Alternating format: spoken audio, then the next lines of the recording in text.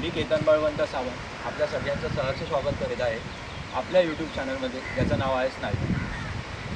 चला तर मग करूया शॅडो मोड ऑन आणि सुरुवात करूया आजच्या विषयाला हात घालून.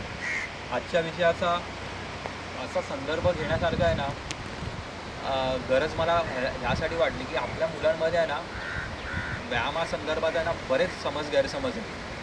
आज आपण चेसबद्दल बोलणार आहोत. हळूहळू आपण पुढे बरेच टॉपिक कवर करू.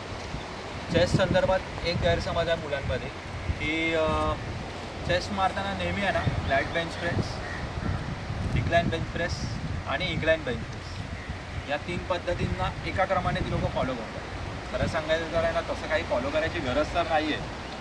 ही पद्धत रूढ झाली याचं कारण म्हणजे आहे ना, सर्वप्रथम ती अर्नॉल्डने चालू केली आणि अर्नॉल्डने चालू केली म्हणजे बोलायलाच नको काय. आता अर्नॉल्डने ज्या संसाधनामधनं ते केलं त्याच्या काळामध्ये ना, म्हणजे बेसिक गोष्टींना त्याला अभाव असेल तरी त्याने जिद्दीने केलं. ते सगळ्यांना सहज शक्य होणार नाही. चेस्ट मारताना सर्वप्रथम आहे ना, आपण जर शोल्डरचं लॅटरल रेजेस मारून जर व्यायाम केला ना, तर आपल्या शोल्डरसाठी पण ते चांगलं आहे. Warm set as a lateral set घेतला आपण तर ओके. आणि दुसरी गोष्ट म्हणजे आहे ना, आपल्या बहुतेक लोकांमध्ये आहे ना, अप्पर चेस्ट आहे ना, अप्पर चेस्ट म्हणजे अप्पर पेक्टोरियल मसलची वरची बाजू ही आहे ना वीक आहे. आता त्याच्यामध्ये पेक्टोरियल मसलमध्ये खरं सांगायचं तर अप्पर चेस्ट किंवा लोअर चेस्ट असा प्रकार काही नसतो.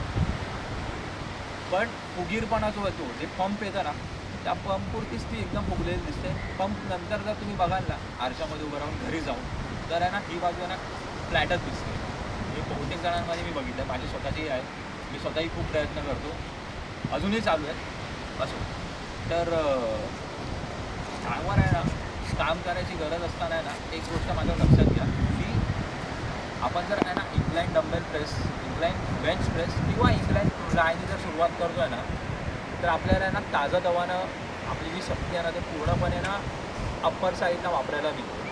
कारण आपण ती शेवटी वापरतो, त्यामुळे ना आपण त्या इंटेन्सिटीने ती ट्रेन करू शकत नाही. त्याच्यानंतर मग तुम्ही जे काय करायचं असेल ना, ते त्या क्रमाने किंवा उलट्या क्रमाने तुम्हाला हवं तसं फॉलो करू शकता.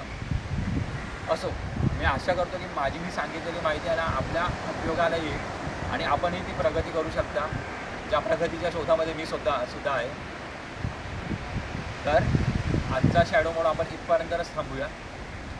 मी केतन बळवंत सावंत साइन आउट करतो आहे स्नायू यूट्यूब चॅनलमध्ये. धन्यवाद.